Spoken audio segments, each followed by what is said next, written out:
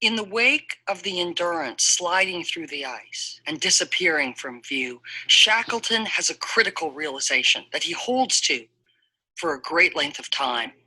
And that is that his mission and the mission of his team has fundamentally changed. And what that means is that he must change his leadership. He must grow into the leader capable of dealing now with this much worse crisis.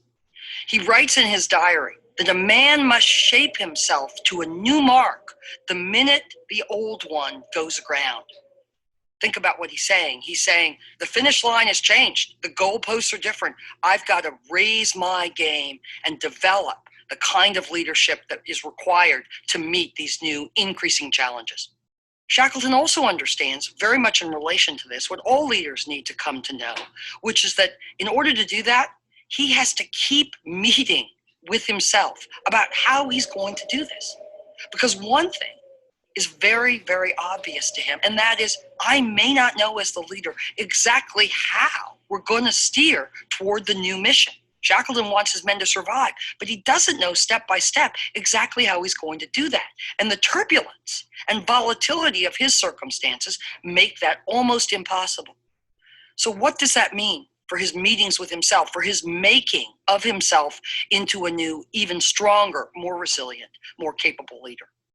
It means that he has to be committed to the idea, to the notion that his leadership and management will involve constant adaptation, suppleness, improvisation, flexibility. He will maintain his abiding, deep commitment to the mission. I will get them all home alive. But how he does that, moment by moment, day by day, in the short run, in the longer run, will have a lot of flexibility and adaptability. The second thing that he understands, critical to accomplishing his mission, I will bring them all home alive, is he has to convince the crew that individually and collectively, they can do that. And that they, under his guidance, under his orders, under his leadership, are going to do that. He has to maintain the credibility of the mission with his men.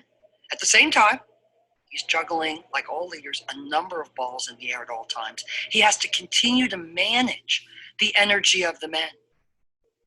And that means something very interesting, as it does for all teams in the context of turbulence.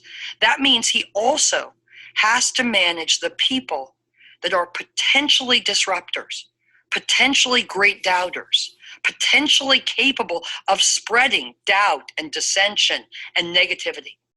And Shackleton takes up this challenge with great commitment and great execution.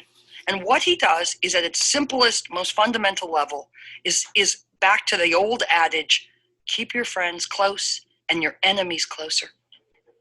So Shackleton does something right away after the ship goes down. He brings all the men, he thinks, 4 of them, that are doubting Thomases, disruptors, dissenters, into his tent, so they will share his tent with them.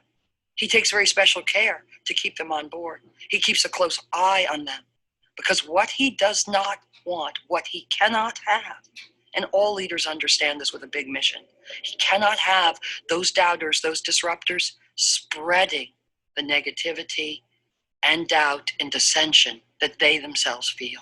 So, managing group and individual energy has an additional piece to it.